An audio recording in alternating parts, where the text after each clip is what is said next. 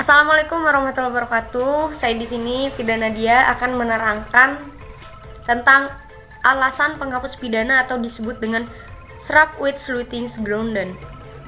Alasan penghapus pidana itu ada dua. Ada alasan pembenar, pemaaf, dan juga ada overmacht. Nah, alasan pembenar ini yaitu dibagi dua lagi menjadi alasan pembenar umum dan alasan pembenar khusus. Untuk yang umum, yang pertama daya paksa atau disebut dengan overmacht, dan yang kedua ada bela paksa atau disebut dengan Notwehr.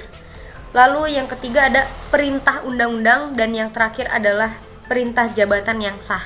Itu sesuai dengan pasal 51 ayat 1 KUHP. Lalu ada alasan pembenar di luar undang-undang. Yang pertama seperti hukum disiplin dari orang tua ke anaknya. Jadi ketika orang tua menghukum anaknya, maka dengan alasan untuk mendisiplinkan anaknya, orang tua ini mendapatkan alasan pembenar dari tindak pidana. Tapi semoga tidak ada. Lalu yang kedua, kewenangan jabatan. Dan yang ketiga ada fungsi negatif dari melawan hukum material. Seperti contohnya aristokrat, dokter hewan. Kemudian selanjutnya kita lari ke alasan pemaaf atau disebut dengan Strafrechtsleutigungsgrund.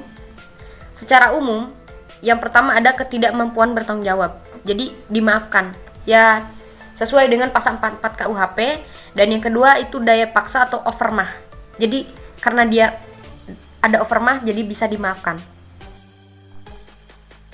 Selanjutnya yang ketiga dari alasan pemaaf yaitu adalah Notwehr atau disebut dengan bela paksa. Contohnya misalkan dia dibegal, terus dia membela diri dan ternyata melakukan tindak pidana kepada si pembegal, maka dia akan mendapatkan alasan pemaaf apabila alasannya ini dan tindak pidananya ini layak untuk dimaafkan.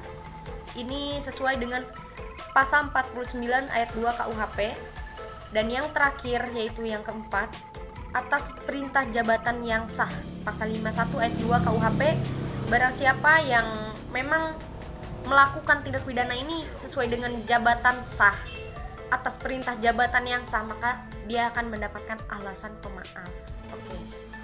Selanjutnya ada alasan pemaaf yang khusus, ya seperti mempersiapkan atau memperlancar perubahan tata negara. Maaf.